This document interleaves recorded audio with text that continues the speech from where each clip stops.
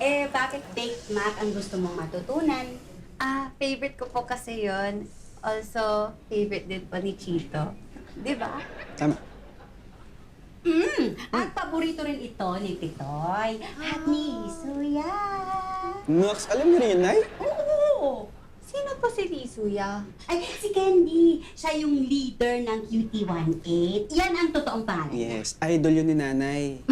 Kilala ko po siya. Siya ata yung kukunin namin para mag-endorse ng bagong product namin.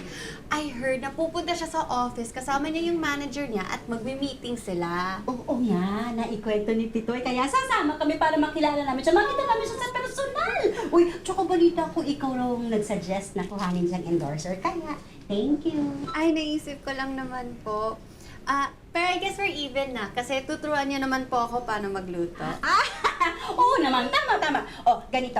Pag nahalo mo na yung macaroni at saka yung meat sauce, ilagay mo sa ibabaw yung keso bago mo i-bake. O, ayan ha, ang dali-dali.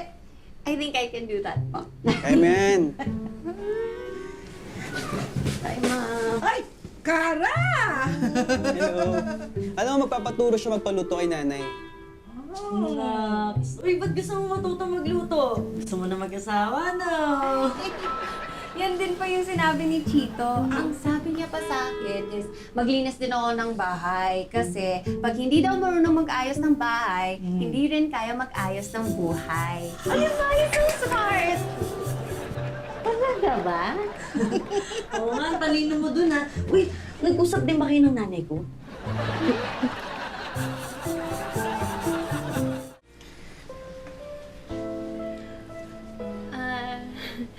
Did you really write that song?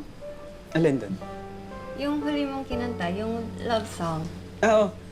Kakasulat ko lang nun. It's so nice. Saan ka na-inspire? Hindi saan. Kanino.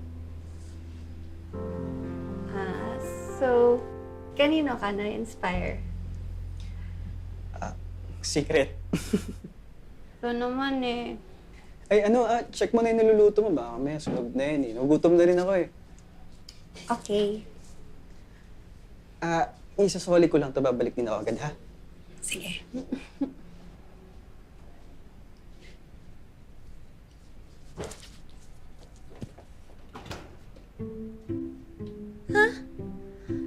Oh no!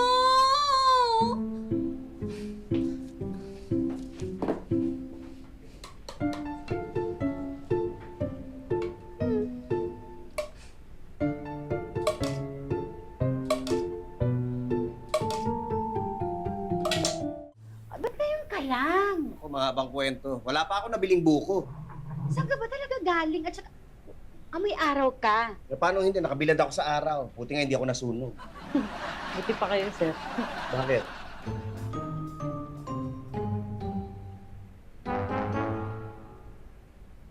Wow!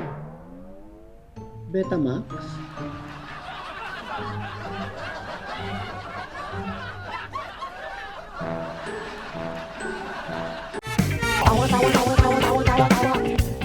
You know!